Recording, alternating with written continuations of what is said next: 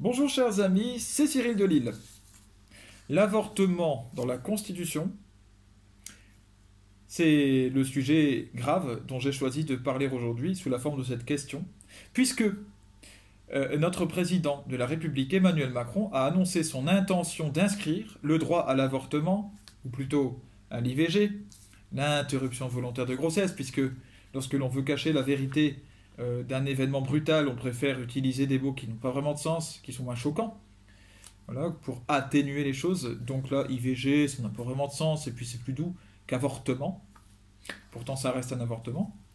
Et donc, il veut inscrire donc ce droit dans notre Constitution française. Il veut, je cite, la liberté irréversible des femmes à avorter.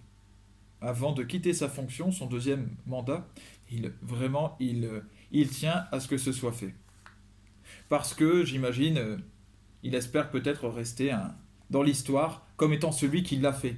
Comme vous savez, Robert Badinter a été celui qui a fait arrêter la peine de mort en France, sous François Mitterrand. Eh bien, il espère probablement rester dans l'histoire de la même façon, je n'en sais rien. En tout cas, c'est par peur d'un mouvement de contagion, puisque aux États-Unis, puis dans d'autres pays depuis, il y a un mouvement de contestation, de réaction contre l'IVG qui se met en place. Et donc il y a des lois qui limitent très strictement l'accès à l'avortement. Et c'est vu en France comme un danger. Voilà, le danger de ne pas laisser les femmes tuer leur progéniture quand elles le peuvent. Voilà. C'est à la France d'aujourd'hui. Malheureusement, j'en ai parlé dans ma dernière vidéo, j'ai parlé de Zachary King. Zachary King, bon, je vous incite à aller voir la vidéo que j'ai enregistrée sur lui, je la mettrai à la fin de cette vidéo en lien, vous pourrez aller regarder si vous le voulez. Sinon, je vous incite à aller voir aussi son propre témoignage, si vous tapez son nom, vous trouverez cela sur YouTube. Zachary King, c'est un ancien maître sorcier sataniste, qui a atteint les plus hauts niveaux dans le domaine, qui a participé à des messes noires, qui a fait des horreurs, et qui s'est tourné vers le Christ, qui s'est converti par la Vierge Marie. Et aujourd'hui, donc, il fait l'inverse. Il sert Dieu, et d'une manière efficace, puisqu'il connaît les techniques du diable. Et Zachary King combat particulièrement l'avortement. Il fait fermer des centres d'avortement. Et non pas par la force, simplement en expliquant, via des CD enregistrés, il explique pourquoi l'avortement est une offrande à Satan. Et quelle que soit la volonté de celle qui fait ça, c'est-à-dire qu'elle soit consciente ou non de ce qu'elle fait, qu'elle soit consciente ou non d'agir pour Satan, eh bien ça a la même valeur pour lui, ça le renforce dans son pouvoir qui est celui du malheur, qui est celui de la destruction. Donc, eh bien, il va faire du mal à celle qui a agi comme cela, à celles et ceux qui l'ont encouragé, cette femme, à agir comme cela, aussi à la société tout autour qui a encouragé cet acte. Et puis aussi, bien sûr, aux chirurgiens, aux professionnels qui a agi directement pour être la main de Satan à ce moment-là. Alors, puisque l'avortement est une offrande au diable, l'inscrire dans la Constitution, c'est mettre la signature du diable dans le cœur du pays, le cœur même. Comme un pacte, vous savez, le pacte qu'on signe parfois avec son sang sur une lettre ancienne, cachetonnée avec de la cire, pour faire passer un pacte avec un démon, avec le diable, avec je ne sais quelle entité. On voit ça dans certains films ou de certaines légendes. Ben là, c'est ça. Mais pour le pays. C'est le sang du pays, si vous voulez, qui est lié au diable. Les conséquences seront désastreuses. Je vous le dis d'avance. Si le président de la République réussit son projet, qu'il va au bout, nous allons connaître les jours les plus noirs de notre existence en France. Alors, ce qu'il y a à faire, c'est de prier pour que ça n'arrive pas. C'est de prier pour qu'il ne le fasse pas. Ou alors, pour que ceux qui peuvent faire barrage, parce que la loi doit être votée, bien entendu, la loi, si on peut le dire, je ne sais pas comment on appelle ça, mais cet article de la Constitution doit être voté par un collège de votants, eh bien, il faut espérer, prier, pour que ces personnes ouvrent les yeux et refusent. Bon.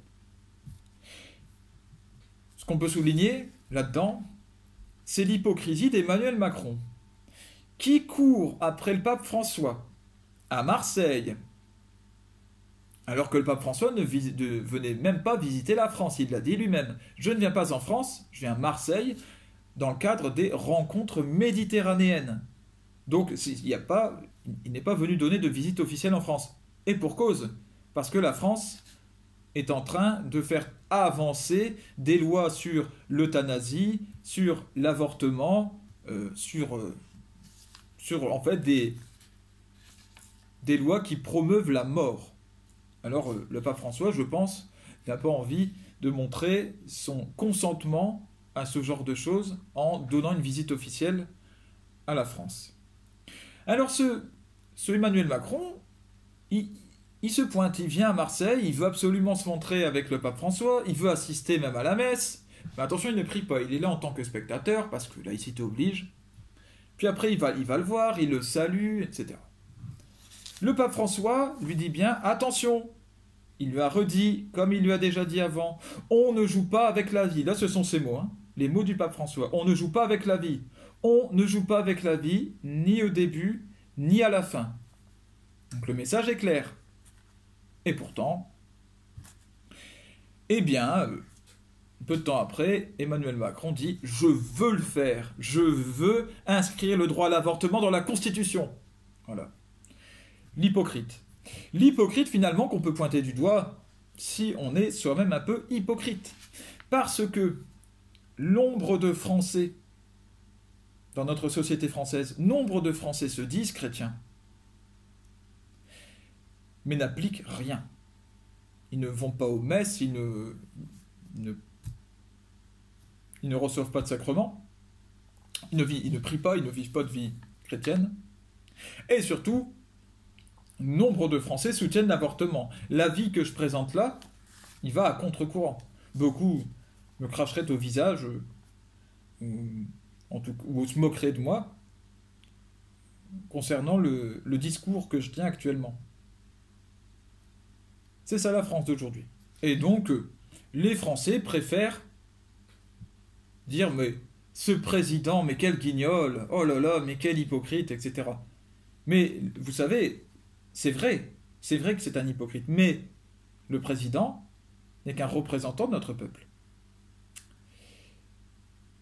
Alors, lorsque l'on se donne aux démons, on en a les conséquences. C'est pas anodin. On est malheureux, tout disjoncte dans notre vie. Et comme si la France n'était pas encore suffisamment au fond du trou, eh bien là, je crois vraiment, et je vous l'annonce, que à ce moment, au moment où, si ça arrive, au moment où ce sera signé,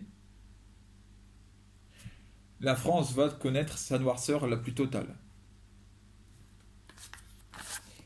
Voilà. Encore une fois, prions pour que ça n'arrive pas. Prions pour nos autorités.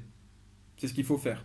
Le chrétien a le devoir de prier pour les chefs d'État, pour les représentants, les élus, tous ceux qui exercent le pouvoir politique.